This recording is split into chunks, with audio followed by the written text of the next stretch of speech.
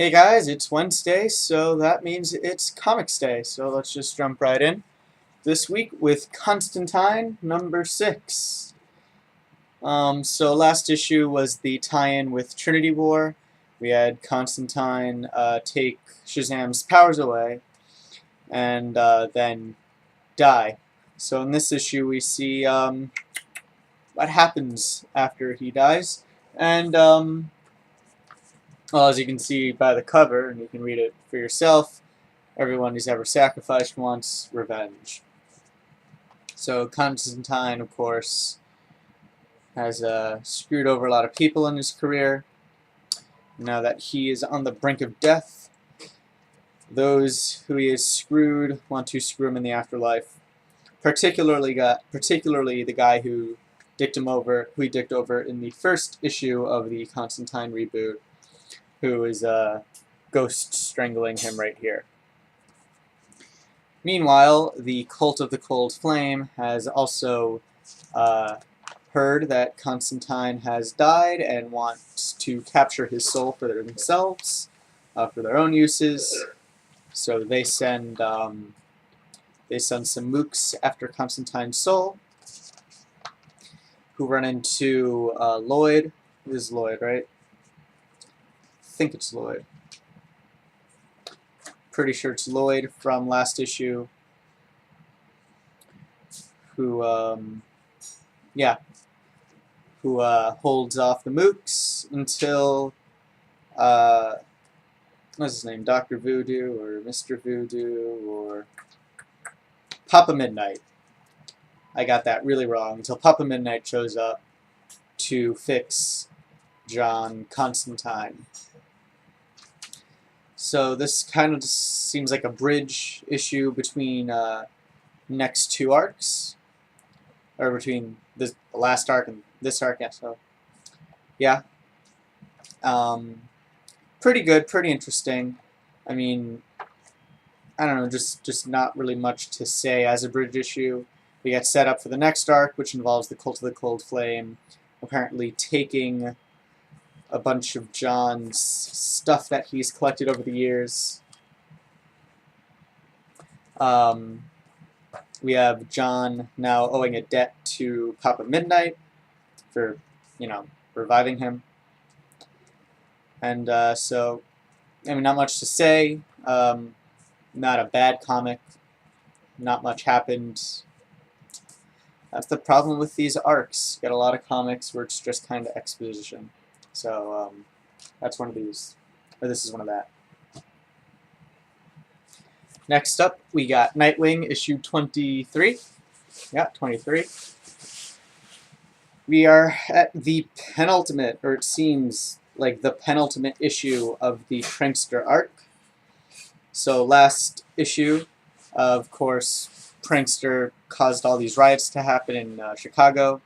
He's like, Mayor stole all this money, hired Tony Zuko as his PA. Tony Zuko, of course, being the mobster that killed Dick Grayson's parents, and sending the whole city into a panic, into a riot. But we open on Nightwing stopping some of Prankster's goons. Pretty good fight scene. I mean, I guess part of what always made Nightwing kind of stand out is that, kind of like Spider-Man, I guess, would stand out in the Bat family, is that he liked to talk, had a fast mouth, and so we see kind of in this fight, there's a lady hanging out the window over there, so it's Nightwing quipping to the guys as he beat him up, saying, hold on, just give me a minute, girl hanging out the window, I'll be right there. And then he saves her with style before getting some smooches, because he's Nightwing, and who doesn't want to smooch Nightwing? So after that, basically get a continuation of the riots for a bit. We get the mayor's aides pressuring him into giving up the money. We get some explosions at a warehouse. You have Nightwing saving some more hostages. And really, like I said, it's the penultimate issue. So big part of this is Tony Zuko going back to Chicago to team up with Nightwing at the very end in order to stop Prankster, who apparently is more than just a small-time crook and anarchist, using the word lightly. Apparently Tony Zuko knows who he is, or it seems like he knows who he is. He's going after the mayor directly now. So yeah, again, like Constantine, not really much to say in terms of story, just a lot of good action. We have some development that's all really in favor of next issue. So next issue we'll probably have more to talk about, and we can sum up the arc and all. And now we have Batgirl issue number 23, the start of a new arc called Wanted. This is part 1 of 3, so nice 3-issue arc. Pretty short. I'm excited for it. And I mean, Gail Simone has been hyping this issue up for a while now. Said it's pretty big, and yeah, it's pretty big. Lots going on. So we still have the tension between Commissioner Gordon and Barbara Gordon. Commissioner Gordon still after Batgirl for killing James Gordon Jr. Batgirl has given up the bat, so I guess now she's just girl. And she's still, fighting crime, but doesn't wear the bat because she did kill. And she's not so happy about that. So we open the arc with James Gordon going to, what's her name? Charisse, who was Nightfall in a previous arc of Batgirl. This arc really tying things together. We'll find out later. So we see Gordon go to Commissioner Gordon go to Nightfall, saying, "Hey, we know you had some run in Batgirl. We're looking for her. Give us your security feeds." And she's like, "Okay, anything we can do to help. Because we also want to see her put away." Because of course her big thing was vigilanteism. She would hunt after small-time crooks and pay them back and tenfold by cutting off their legs and shit, which is not good, and killing them and stuff. So she's all for bringing in Batgirl. But we see through the comic that she's also still up to her old game, doing her own thing. And she's still distrustful of Gordon because, of course, Gordon still has reason to go after her. We then open up to Barbara going shopping with her roommate, doing some girly stuff, shopping and going to the mall and having fun. They get catcalled. Barbara gets pissed, breaks a plate over the guy's head. Well, not over the guy's head, breaks a plate, threatens it with it. So, good for her. I mean, guys deserved it, being pigs and all that. Gordon then goes to find Ricky, who himself is going to a warehouse in order to save his brother's life, because one of the mobsters that Ricky and Barbara beat up a few issues ago, or last issue, I don't remember, pretty sure, might have been last issue, wants his revenge, gonna kill the brother. And the whole comic, the whole issue pretty much climaxes at this warehouse fight. We have Barbara going after Ricky. You have Commissioner Gordon Barbara going after Ricky to rescue him. Commissioner Gordon going after Ricky because he's the lead in the Batgirl case, and also he not shot a cop, but beat up a cop. And you have two gangs. You have the gang trying to kill Ricky's brother. You have Ricky's brother tied up in the whole scenario. So lots of players, all culminates in this warehouse basically, and a lot goes down. Shots are fired, people are shot or hit by the shots that are fired, some important people, some characters do things I am sure they'll regret, and it really, 24, Batgirl issue 24 is going to be big, issue 25 too. This is setting up for an arc where lots of things happen, the status quo is changed, and you have father versus daughter versus crime. Very complicated. Lots of things going on. Very big. Very emotional. Again, I say this every month. If you're not reading Batgirl, read Batgirl. Moving on now. to Batman, number 23, continuing Zero Year. I think this is issue 3 of Zero Year. Yep, part 3.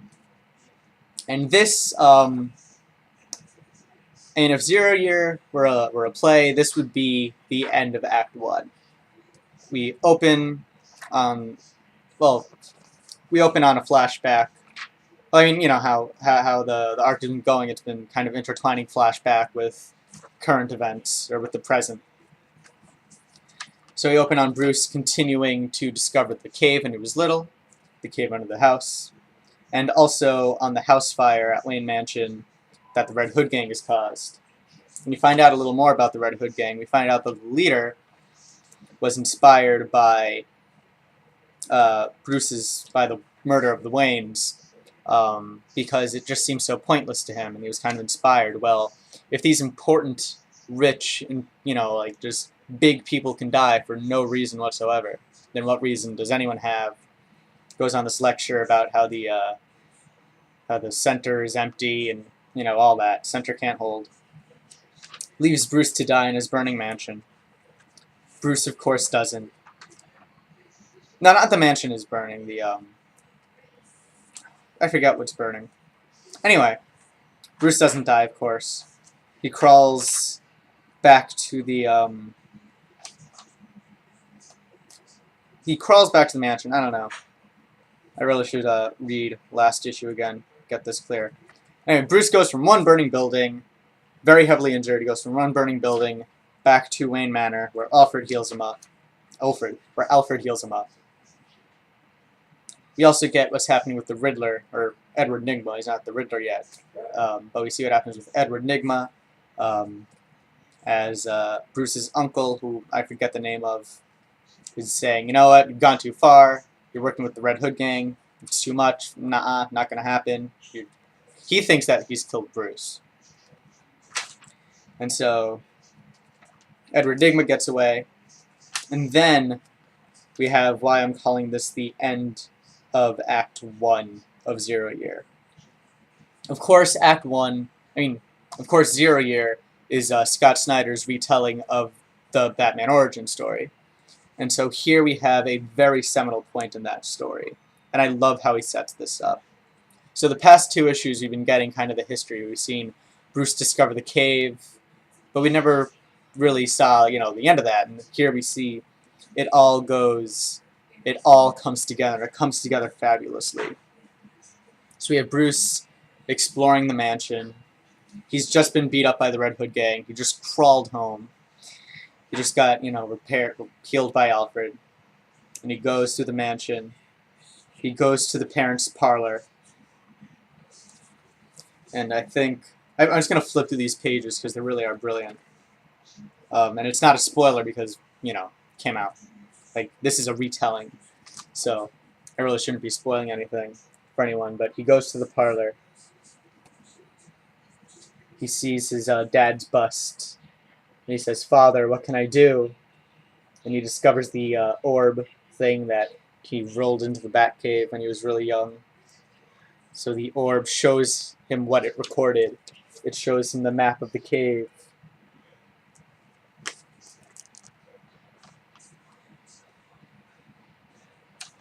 And so basically, I don't know if I really hung on it. But he's talking the bust of the father. You get the cave in the parlor room right there. You have, and like at this point, I knew it was happening. I was just like, my mouth was wide open. I was like, no way, this is too perfect. And then I wish it were the end of the book. I really wish the book ended on this. But we have the yes, Father, I shall become a bat. And we have the retelling of how he got inspired to be Batman.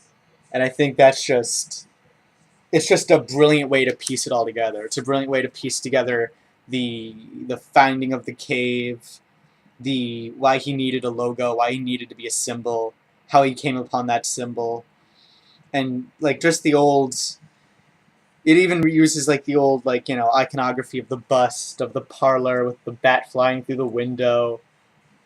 It's just genius. I mean, this is why Batman is can just continually one of the best comics coming out every month, in my opinion.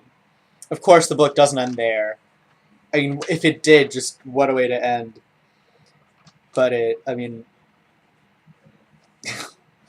I really don't want to talk about it anymore because it should have ended there. But of course, Snyder's doing, at the end of every issue, he's doing more like to Bruce Wayne's training. So in this one, we have him fighting in a pit, a kill or be killed, fight to the death arena. Bruce has been fighting nonstop for 28 hours. His teacher's like, Bruce, you gotta kill or it'll never end. And of course, Bruce Wayne refuses to kill. And this has its own neat little thing where after 28 hours, the teacher's so convinced it'll just keep on going and Bruce will just wear himself out. But in the end, Bruce outlasts them. And it's like, why, it's like, send more in, send more men in, send more fighters, kill him. It's a fight to the death. Like, no, they don't want to go. They don't want to fight anymore. They're scared. And it's a great little story on its own, but coming off of the yes, father, I will become a bat, it's just a low point. Like, anything after that's going to be a low point. So, yeah, I mean, wow. Just good on you, Mr. Snyder. And I wish I could end the video there, but I still have 3 more comics to review. Good comics. Well,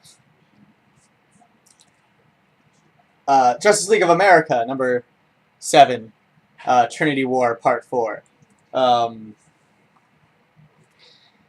Honestly, a little disenchanted with Trinity War so far. Kind of disappointed. In the story, we're kind of getting an introduction to the villains now.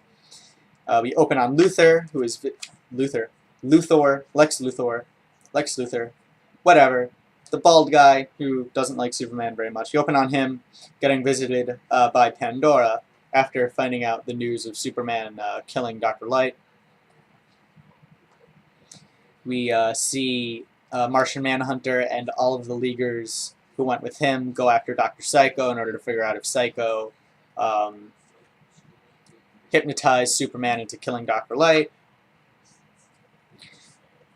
We have another gang of Leaguers led by Steve Trevor, Steve Trevor, the Flash, Vibe, and Catwoman, and the new Green Lantern, Baz. I forget his name, honestly. I think it's Baz. I think it's Simon Baz. We see them going to the House of Mystery to try to find Batman and Cyborg and all that. They find him. So that's that happening. Then the new Atom finally reveals that she's been a traitor for the Justice League of America the whole time, for Waller the whole time. So then Superman, Manhunter, Cyborg, that whole gang goes back to Waller to say, what's up, kind of being a dick. And then we have Wonder Woman and her gang of people finally catch up to Pandora. And then Wonder Woman tries to open the box, becomes possessed by it instead. Really, it's too much. I mean, I know it's a crossover. You have 3 teams, at least like 30 people all playing parts in this. But it's just too messy. It's too complicated at this point. And I mean, I like Jeff Johns, usually. I think he's talented. I mean, he's done these big crossover stories before with success. But this just is not his best work. It's going too many places. There's too many things happening. There's too many teams with too many people all constantly switching sides. And it's not done... It's not done cohesively. It's not done well. And the main question of the story keeps on changing. I mean, we still have who is Superman responsible? If not, who did it? And we're given like 3 answers to who did it. We have what are the villains doing? What's like there's so many people all over the place doing their own thing with their own. They're not all working towards the same goal. It's just very messy, and because we're following all these teams simultaneously, it doesn't really feel like we're making progress in any one or making fast progress at all. So, I mean, we're on issue 4 of 6. The next 2 issues are going to be the wrap-up, hopefully. Of course, that's leading right into the next big crossover, so we're probably not going to get too much satisfaction by issue 6. We're probably not going to get too many answers. I'm just really disenchanted with this whole thing right now. So moving on to a better comic, we have Red Sonja, number 2. Continuing where Red Sonja left off, we have Sonja versus Anicia. Right here, front page, that's what happened. And unlike Justice League of America, where we're following 3,000 different storylines, this whole issue is just the war between Sonja, well, the battle between Sonja and Anicia? Whatever. I mean, we open on them. Next thing is literally a huge splash page. And it's basically them going back and forth. We get the conclusion of their, well, not a conclusion, but we get more of their history. Last off, we left with the king rescuing them from the arena. Now we see what happened right before that, where they were scheduled to fight each other. And Anicia is like, no, I don't want to fight you. Sonja's like, but if we don't, they're going to kill you. We don't really exactly find out how that panned out, but really the majority of it is just the battle. We get the king dies, we get a lot of dead soldiers, we get one-on-one with Sonja and Anicia,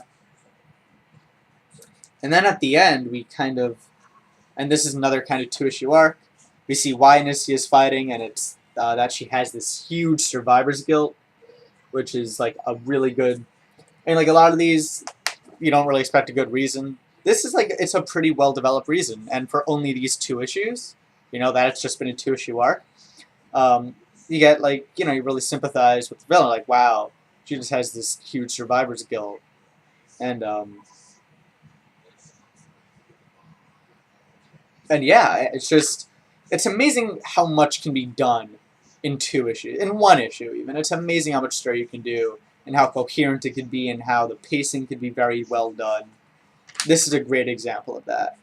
And then the last few pages, we kind of have this setup for the next issue, or maybe even like the whole conceit of this comic, is that we discover that Sonja has the plague, and so Anicia is like, we're going to let you live because you have the plague and you're going to die. So we're going to let you live, but we're banishing you to the mountains. You have only so much time left to make peace with yourself. You're no longer Sonja. You are now nobody. And that's basically where we end, with Sonja exiled to the mountains to live the rest of her plague-ridden life. And, yeah. I mean, 2-issue arc. Very good, very concise, very coherent. You get introduced, I mean, this is only issue 2 of the whole reboot, so you get introduced to all the characters. The villain is very fleshed out for only 2 issues. We get the conceit of the comic. We get a good introduction to Sonja and her reason for fighting. So yeah, I mean, this is just a great issue. Goes very well with the first one. I'd pick it up. And now, we are gonna, last comic of the week is Saga, number 13. And I don't know if I've talked about Saga on this show before, but it's a comic written by Brian K. Vaughan, drawn by Fiona Staples, as you can see there. Frank K. Vaughan, of course, best known for his work on Y the Last Man. At least that's what I know him from. And just a brief summary of the comic so far. The premise is that there's these 2 races fighting. There's a race of, they're both humanoid. There's a race of magic using horned creatures and science using winged creatures. And they've been at war forever. For as long as anyone can remember, they've been at war. And this war has gone across the whole universe. So aside from just fighting on their home planet system, the horned people came from the moon and the winged people were on the planet. So aside from just fighting on their system, the fighting is spread out across galaxies, and they moved the fighting across different planets, and it's invaded all of this universe, and all these aliens are now being kind of picking sides and being tossed into this huge war. Now, in the middle of this, a horned prisoner of war and his winged guard, they have a baby together, they fall in love, and they run away with this illegitimate child of theirs, who has both wings and horns. And so now both sides are after this child. They're sending mercenaries, they're sending their armies, they're sending allied armies, like everyone in the universe is basically after this child. And the two parents are on the lam, running away. I have a thing on my screen. On the lam, running away with their child, trying to protect them. The story is told in memory. All the narration is done by the child as she's growing up over here. And so this issue finds, because I don't think I've talked about it before, just a summary of what happened so far. This issue finds us, the parents are trying to seek out the mother's favorite author in order to get some guidance and figure out, try to figure out what do they do next, where do they go. Meanwhile, you have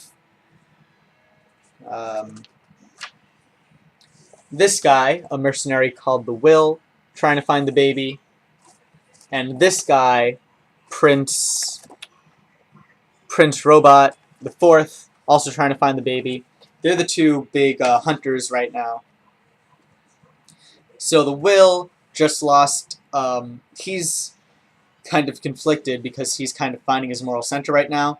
He just rescued a slave girl and is trying to protect the slave girl, with still trying to find the baby and get paid and all that, so he can actually live a good life now. And right now he's traveling with the father, the baby's father. Oh, what are their names? I think it's Alyssa. The mother's Alyssa, I think, and the father is Marco. So the Will is traveling with Marco's sister. This is the slave girl. And that's the Will's sidekick, who is a liar cat, who's a cat who can basically detect lies. This is Marco's sister, who the Will is traveling with. They're both after the baby. They got some romantic tension going on. Meanwhile, the prince is trying to do this just to basically prove that he's competent. And also, he has a pregnant fiancée back on his home planet. The main couple, Alyssa and Marco. 1 minute. I'm going to get pictures of them. So, Marco has the horns. Alyssa has wings. You can't really see them now. They're really tiny wings. So that's Alyssa and Marco. They are right now piloting a giant tree rocket. Also aboard the rocket, you have Alyssa, Marco, their child, and Marco's mother, who is also helping them escape. And so you have them trying to find this author in order to help them, survive. This is, I think her name is Hayes? What's her name? Isabel. Why did I think Hayes? Or Izzy. Anyway, this is Isabel, who is basically a ghost. She is their babysitter, as you can read on the caption there. And so they land their rocket on this planet where this author lives. They land in a pile of bones, who are infested with these bone bugs who can basically reanimate the bones. Small battle over here, and they're saved by the by the author they were looking for the whole time. They're saved by him. Then you have the Will, talk to his dead girlfriend, who is another mercenary who got killed while looking for the baby. And she's like, "Hey, dude, just get the hanky panky on. You obviously want it." So, I mean, the thing is, Saga. I mean, it's Eisner Award winning. It's a good book. Um, if you don't believe my recommendation, there are thousands of other, people praising this book on the internet. We're 13 issues in. I believe you can get. I believe there are 2 trades out. They should each be like $10. I'd pick it up. It's a very well written story. All the characters are very human. Um, yeah, it's just some really real good writing. Nothing really seems like all the characters. There aren't really, there's like a good and a bad. You're rooting for the parents and the baby, but all the villains have their moral compasses. They all have their motives. They all have a good reason for doing things, and you really sympathize with everybody, and you want to see kind of everyone win in a way that doesn't interfere with anyone else losing. It's that sort of book where all the characters are really developed, and you kind of fall in love with all of them, and it's just such an imaginative universe. I mean, Fiona Staples is doing brilliant work with the art. You can see, like, just here, the variety of characters we have. We have a bear alien, we have the winged aliens. We got these guys, who are tabloid reporters. I mean, we have all these 4 characters here. I mean, just everything in this book is so imaginative and so well written. There's so much world building going on. There's so much character development. It's just such a great series, and I would definitely recommend picking it up if you're looking for something to read and haven't started it already. And so that is that for this week. Those are all the comics. I liked most of them.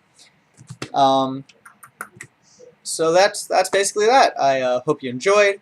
Any comments, please leave them. Any comic recommendations, anything I should be reading that you want me to read. If you disagree, if you want to have a discussion, if you want to recommend a good restaurant, I don't know, just anything, put it in the comments. Glad to read it.